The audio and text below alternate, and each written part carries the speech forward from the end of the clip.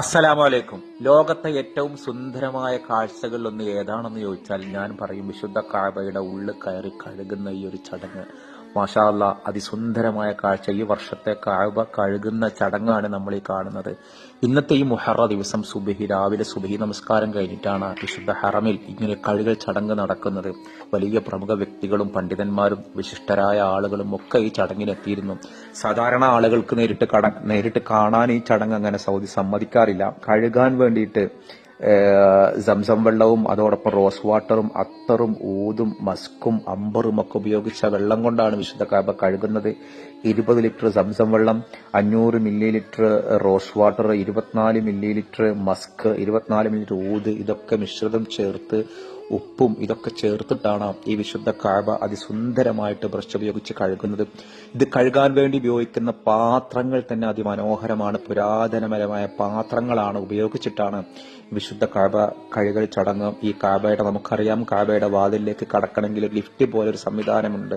അത് കൊണ്ടുവന്ന് അതിൽ കൂടെ കയറിയിട്ടാണ് വിശുദ്ധ കഅബന്റെ ഉള്ളിലേക്ക് കടക്കുക. ഈ കഅബയുടെ ഉൾഭാഗത്ത് ചുമരിന് ഒരു 3 മീറ്റർ നീളമാണ്. വിശുദ്ധ കഅബക്ക് 40 അടി നീളവും 35 അടി വീതിയും ഒന്നാണ് ഈ വിശുദ്ധ കഅബ.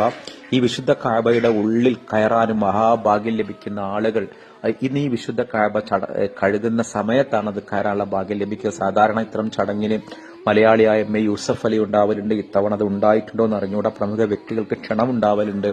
ഈ വിശുദ്ധ കഅബ വർഷത്തിൽ 2 തവണയാണ് മുൻപ് കഴുകിയിരുന്നതെങ്കിൽ ഇത്തവണ അത് 1 തവണ മാത്രമാണ്. കോവിഡിന് മുൻപ് വരെ റമദാന്റെ മുന്നോടിയായിട്ട് മുഹറത്തിനായിട്ടാണ് കഴുകിയിരുന്നതെങ്കിൽ ഇപ്പോൾ അത് മുഹറം 15-നായിട്ട് മാത്രമായിട്ട് ചുരുങ്ങി. റസൂലുള്ളാഹിയുടെ കാലം മുതൽക്ക് റസൂലുള്ള മക്കം വിജയ സമയത്ത് വന്ന് കഅബ കഴുകുന്ന ഒരു ചടങ്ങുണ്ടായി.